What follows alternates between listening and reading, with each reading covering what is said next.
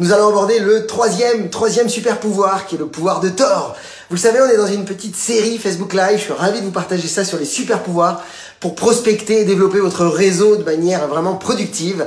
Et vous le savez, il est important de développer son mindset, développer des compétences en termes de croissance personnelle.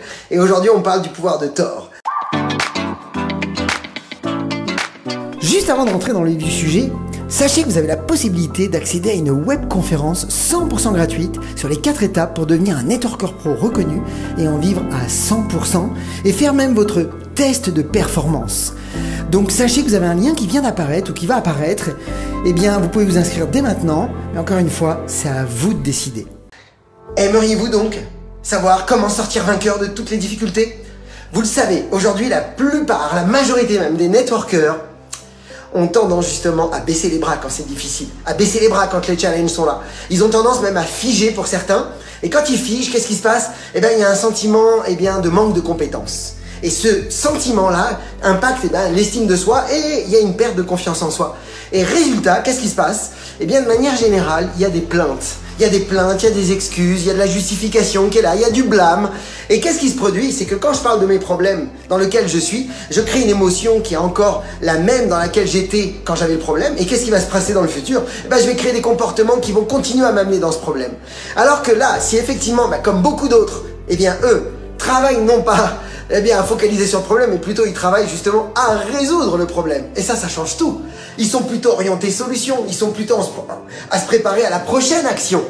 Et c'est ça la clé, c'est de comprendre que l'action règle tous les problèmes.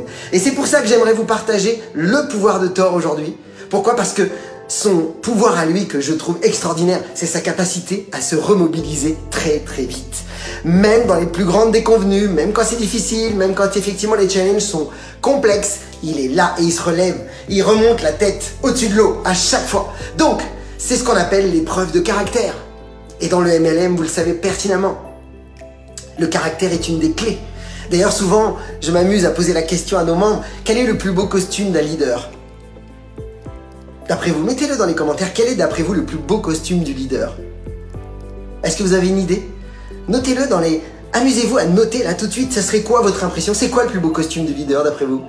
Je vous le dis, c'est sa peau épaisse. C'est sa peau épaisse. C'est effectivement sa capacité à avoir, encaissé les coups et à avoir su effectivement se relever et relever la tête à chaque fois.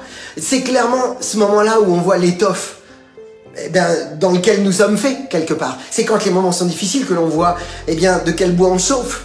Et d'ailleurs souvent, je le dis souvent, dans quel endroit le bon bois pousse? Pas dans les forêts où le vent ne souffle pas, dans les forêts où le vent souffle fort.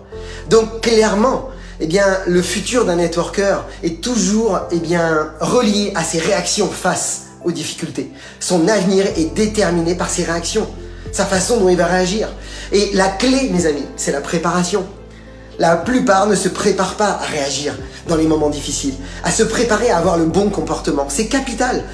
Beaucoup de networkers, et je pense que vous serez d'accord avec moi, ont tendance à se leurrer. C'est-à-dire qu'ils affrontent le monde tel qu'ils l'aimeraient. Mais il y a ceux qui sont dans la réalité et qui affrontent le monde tel qu'il est. Et tel qu'il est, vous le savez, il va pleuvoir, il fera pas beau tous les jours.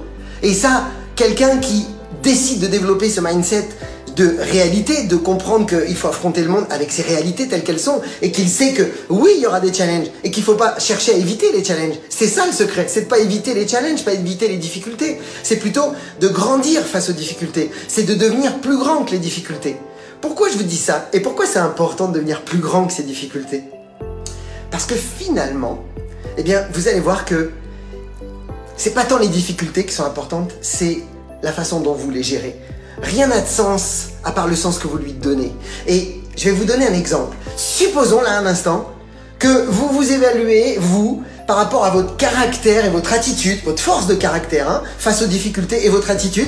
Imaginons que vous vous sentiez à 2 ou 3 et que vous vivez un challenge devant vous que vous avez estimé au fond de vous comme un grand challenge que vous estimez peut-être à 5. Vous êtes à 2 et vous estimez un challenge à 5. Évidemment, comment vous allez vous sentir?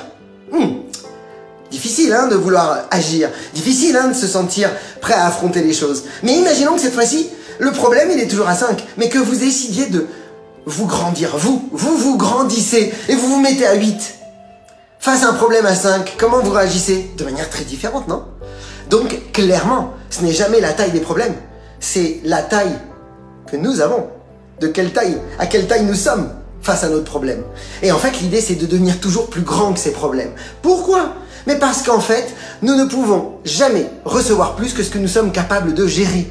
Ça veut dire que si vous décidez d'accepter de relever la tête face à un challenge et de vous remobiliser le plus vite possible, puisque comme je l'ai dit tout à l'heure, c'est pas au nombre de fois où vous avez des émotions négatives qui est important, c'est au nombre de temps où vous allez y rester qui va déterminer le succès.